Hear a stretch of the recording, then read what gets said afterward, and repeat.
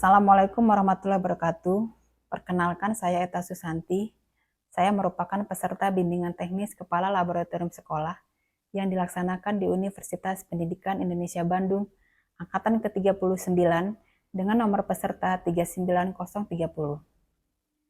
Selama mengikuti pelatihan Kepala Laboratorium Sekolah yang dilaksanakan secara daring oleh Universitas Pendidikan Indonesia, banyak sekali manfaat yang saya peroleh, seperti cara memanajemen dan pengelolaan laboratorium, kemudian berbagai aplikasi berbasis AI yang dalam hal ini sangat membantu sekali bagi saya sebagai seorang guru serta sebagai kepala laboratorium sekolah.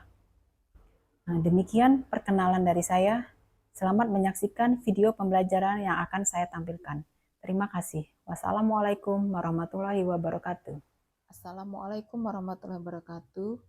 Saya Eta Susanti. Baiklah, di video kali ini saya akan membahas materi tentang makhluk hidup dan lingkungannya. Bagaimana ciri-ciri makhluk hidup dan peranan lingkungan hidup? Pernahkah kamu mengamati tumbuhan dan sebongkah batu? Di antara keduanya, manakah yang termasuk ke dalam kategori makhluk hidup? Jika Anda amati lebih lanjut, tumbuhan memiliki beberapa ciri yang membuatnya termasuk ke dalam makhluk hidup. Sementara itu, batu merupakan benda mati yang tidak memiliki ciri-ciri tersebut. Ciri-ciri makhluk hidup meliputi bernapas, bergerak, perlu makan atau nutrisi, peka terhadap rangsangan, tumbuh dan berkembang biak, beradaptasi, dan mengeluarkan zat sisa.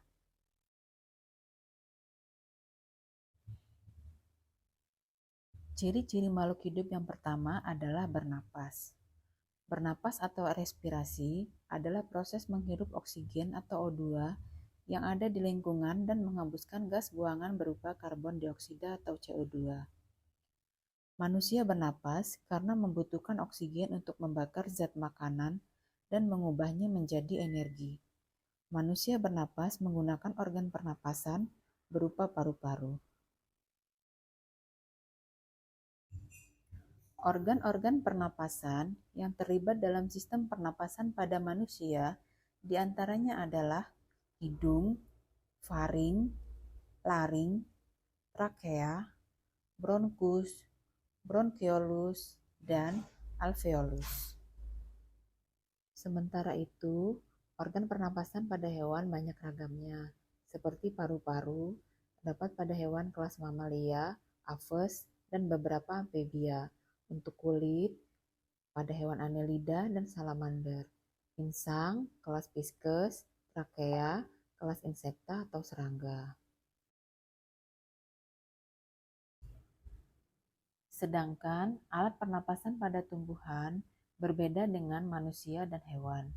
Pernapasan pada tumbuhan dilakukan menggunakan alat pernapasan yaitu stomata atau biasa juga dikenal dengan mulut daun. Kemudian lentisel, yaitu lubang-lubang yang terletak pada bagian batang. Yang ketiga adalah rambut akar. Ciri-ciri makhluk hidup yang kedua adalah bergerak. Semua makhluk hidup bergerak meskipun tidak harus berpindah tempat. Berdasarkan terjadinya, gerak dibedakan menjadi dua, yaitu gerak aktif dan gerak pasif. Gerak aktif yaitu gerak yang terjadi karena otot-otot diperintahkan untuk bergerak. Contohnya seperti badan manusia dan hewan saat berjalan, makan, dan melakukan aktivitas lainnya. Sedangkan gerak pasif yaitu gerak yang terjadi karena respon terhadap rangsangan, umumnya terjadi pada tumbuhan.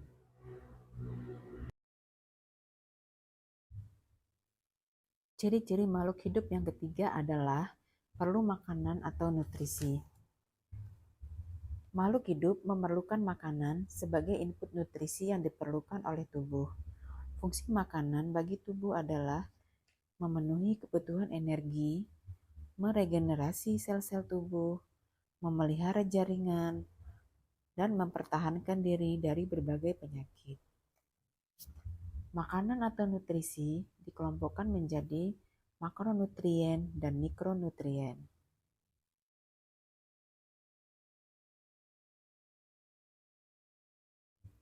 Ciri-ciri makhluk hidup yang selanjutnya adalah peka terhadap rangsangan. yaitu kecenderungan makhluk hidup menanggapi rangsang dari luar berupa sentuhan cahaya, bau, rasa, dan rangsangan lainnya. Sebagai contoh, ketika Anda mencium bau asam dari buah-buahan, seketika air liur Anda akan keluar. Itu merupakan salah satu contoh respon terhadap rangsangan berupa bau. Ciri-ciri makhluk hidup yang kelima adalah tumbuh dan berkembang. Pertumbuhan adalah perubahan ukuran, misalnya panjang, massa, dan volume yang dapat diukur secara kuantitatif dan bersifat irreversibel atau tidak dapat kembali seperti semula. Sedangkan perkembangan adalah proses menuju kedewasaan yang hanya dapat diukur secara kualitatif. Ciri-ciri makhluk hidup yang selanjutnya adalah berkembang biak. Semua makhluk hidup memiliki naluri untuk menghasilkan keturunan dengan tujuan menjaga kelestarian spesiesnya. Tujuan tersebut dilakukan melalui proses berkembang biak atau bereproduksi. Cara perkembangbiakan pada hewan dibedakan menjadi tiga, yaitu beranak atau vivipar, misalnya pada kerbau dan monyet; bertelur atau ovipar, misalnya pada hewan jenis unggas, reptil, ikan, dan serangga; bertelur beranak atau ovovivipar, misalnya pada ikan hiu, ikan pari, kuda laut, dan beberapa reptil.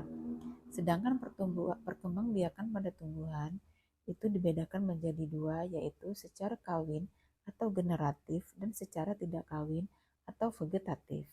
Ciri-ciri makhluk hidup yang selanjutnya adalah beradaptasi, yaitu kemampuan atau tindakan untuk menyesuaikan diri dengan lingkungannya, antara lain sebagai berikut. Yang pertama, adaptasi morfologi, yaitu penyesuaian bentuk dan struktur tubuh luar. Contoh, tumbuhan air memiliki daun lebih lebar agar dapat membantu proses penguapan menjadi lebih cepat. Yang kedua, adaptasi fisiologi atau penyesuaian fungsi alat tubuh. Manusia mengeluarkan keringat untuk membantu mengatur suhu tubuh serta membuang zat sisa.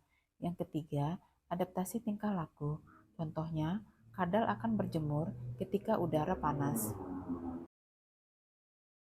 Ciri-ciri makhluk hidup yang selanjutnya adalah mengeluarkan zat sisa. Setiap makhluk hidup melakukan proses metabolisme dalam menjaga kelangsungan hidupnya. Dalam proses tersebut, akan terbentuk zat sisa yang harus dikeluarkan melalui proses pengeluaran zat sisa atau disebut juga dengan ekskresi. Organ-organ yang terlibat dalam ekskresi adalah ginjal, kulit, hati, dan paru-paru. Selanjutnya, kita akan mempelajari tentang komponen lingkungan hidup.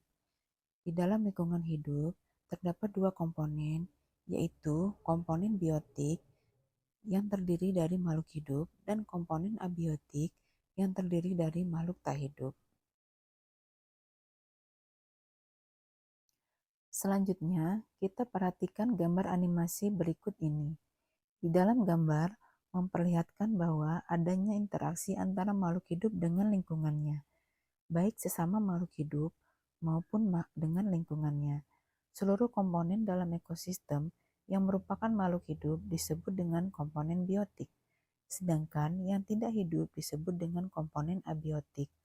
Contoh komponen biotik yang dapat kita amati dalam gambar yaitu jerapah, zebra, gajah, burung, kupu-kupu, dan beberapa jenis pepohonan. Sedangkan komponen abiotik merupakan komponen tak hidup, misalnya cahaya matahari, udara, air, tanah, dan juga bebatuan yang ada di dalam lingkungan. Seluruh komponen yang ada di dalam lingkungan, baik komponen biotik maupun abiotik, saling berinteraksi dan melakukan hubungan timbal balik dan membentuk suatu ekosistem. Apabila interaksi tersebut mengalami hambatan, akan terjadi ketidakseimbangan yang berakibat pada gangguan ekosistem. Salah satu hambatan tersebut adalah terjadinya pencemaran lingkungan.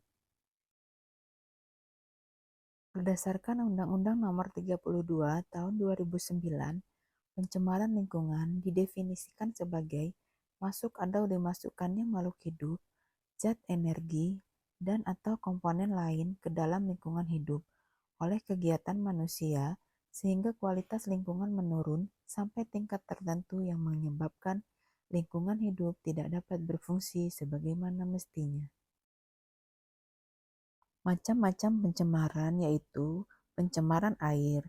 Air merupakan sumber daya alam yang paling mudah terkontaminasi polutan karena sifatnya sebagai pelarut universal.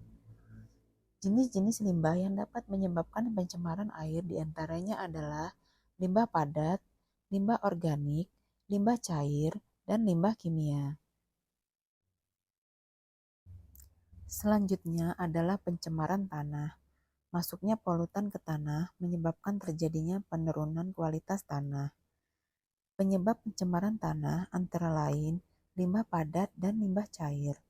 Limbah padat penyebab pencemaran tanah dapat berupa plastik, kaleng, logam, atau benda-benda lain yang tidak dapat diuraikan ketika masuk ke dalam tanah.